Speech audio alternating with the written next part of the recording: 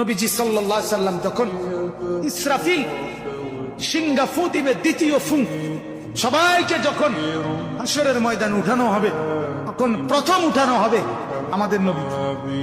হাদিসে আছে চার ফেরেশতা জিবরাইল, মিকাইল, ইসরাফিল, আজরাইল আসবেন নবীজির রওজা মোবারকে। এসে সবার পক্ষ থেকে জিবরাইল ডাক দিবে, ইয়া রাসূলুল্লাহ, হাসরের ময়দানে যাওয়ার জন্য আপনি কবর থেকে ওঠেন।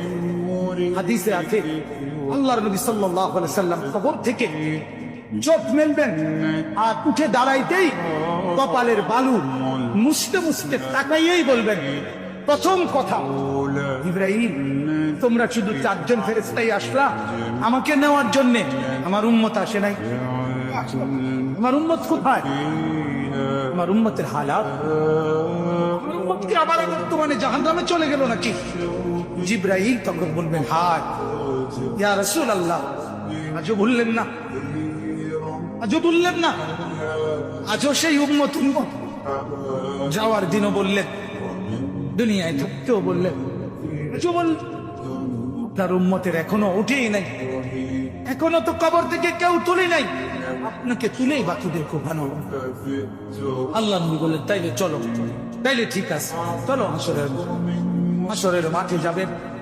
সমস্ত নবী আদম থেকে ঈসা এবং উনাদের উম্মত কিয়ামত পর্যন্ত, আমি সংক্ষেপে বলতেছি, সমস্ত নবীর উম্মত, নবীরা শুধু এক কথা বলবেন হাসরের ময়দানে, ইয়া রব্বি নাফসি নাফসি, ইয়া রব্বি নাফসি নাফসি, আয় আল্লাহ আমাকে বাঁচান, আমাকে বাঁচান।